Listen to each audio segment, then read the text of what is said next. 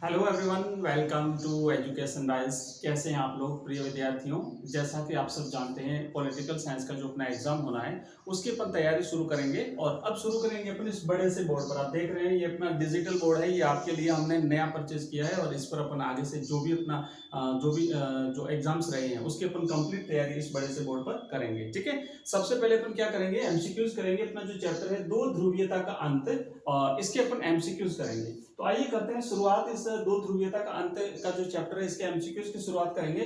और मैं यहाँ पर मैं राइट आंसर भी बताऊंगा और आपको जो राइट आंसर आता है उसको कमेंट बॉक्स में आप कमेंट करिएगा। चलिए, पहला प्रश्न है कि ये जो बर्लिन की दीवार थी उसे कब गिराया गया था। बर्लिन की दीवार को कब गिराया गया था ये आपको बताना है। तो ऑप्शन आपके सामने है 1961, 1962, 1989 और 1991। आपको पता होगा बर्लिन की दीवार को 1961 में बर्लिन की दीवार बनाई गई थी। और ये जो बर्लिन की जो दीवार थी ये सोवियत संघ और अमेरिका इन दोनों के बीच में जो वाक युद्ध चल रहा था, जो शीत युद्ध चल रहा था, उसका चरम बिंदु था। मतलब बनाई गई थी वो, उसका चरम बिंदु था। जर्मनी को दो भागों में विभाजित किया था। तो 1961 में तो ये बनी थी और 1989 में इसे गिराया गया था। तो इस क्वेश्चन का सही आंसर जो रहेगा वो रहेगा ऑप्शन सी। ऑप्शन सी इस क्वेश्चन का राइट आंसर है कि 1989 में इसे गिराया गया था। ठीक है, तो राइट आंसर रहेगा इसका ऑप्शन सी। 1989 इसका करेक्ट आंसर है। मैं आपको बता दूं, आपको याद होगा कि ये जो 1962 है, 1962 में आपको पता है क्यूबा मिसाइल संकट हुआ था, राइट। क्यूबा मिसाइल संकट।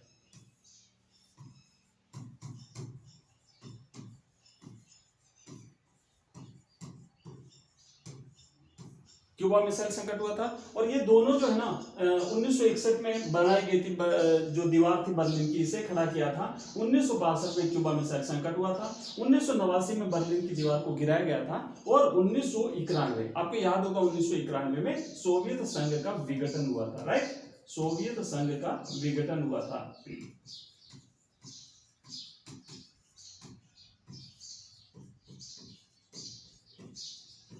सोवियत संघ का विघटन हुआ था। ओके, समझ में आ गया आपका अच्छी तरह से। थोड़ा सा ये जो नया नया है, फर्स्ट बार यूज कर रहे हैं, तो धीरे धीरे अपन एक्सपर्ट हो जाएंगे इसके। चलिए आगे बढ़ते हैं। नेक्स्ट अपना जो अगला क्वेश्चन है वो है कि सोवियत संघ में किस पार्टी का शासन था। ये बताना है आपको, सोवियत संघ में किस पार्टी का शासन था। ऑप्शन एक है कांग्रेस पार्टी का, और ऑप्शन एक है कांग्रेस पार्टी का। ठीक है, थोड़ा सा मैं इसे ले लेता हूं साइड में। हाँ, पहला है कांग्रेस पार्टी का, ऑप्शन दूसरा है कम्युनिस्ट पार्टी का, ऑप्शन तीसरा है रूसी पार्टी का, और ऑप्शन चौथा है डी, इनमें से कोई नहीं।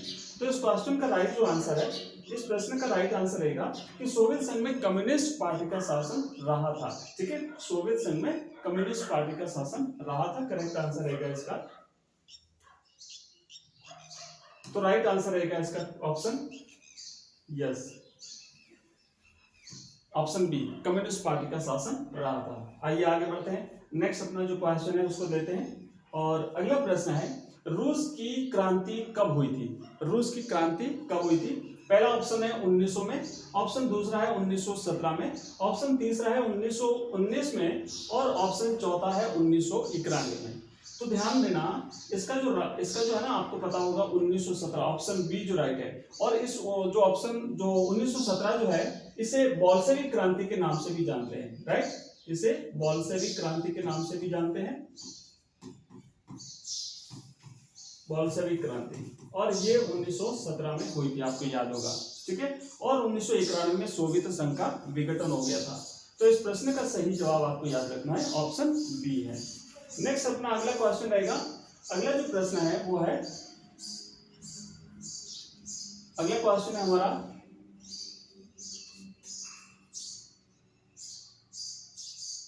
हाँ, रूस की क्रांति कब हुई थी। तो ये तो हमने किया, इसका करेक्ट आंसर 1917। अगला प्रश्न है, सोवियत संघ के खेमे में शामिल देश क्या कहलाए।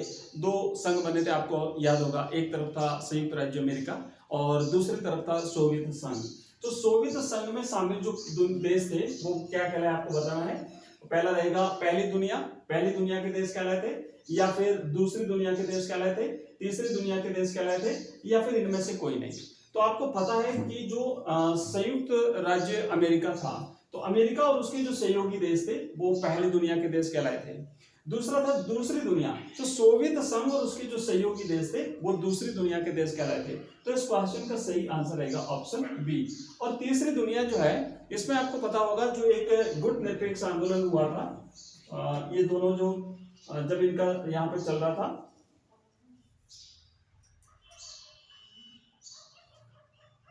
दोनों के बीच में जब युद्ध चल रहा था, है ना, तो गुट निरपेक्ष जो आंदोलन हुआ था,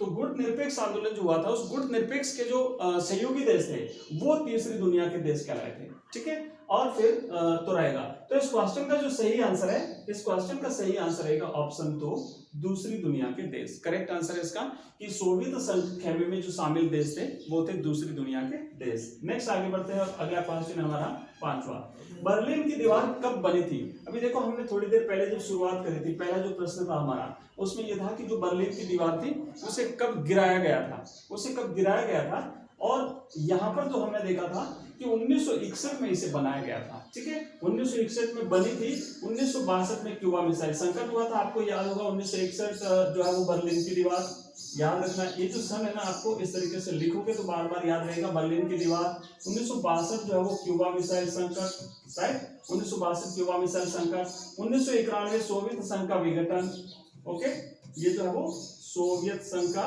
विघटन, सोवियत संघ का विघटन,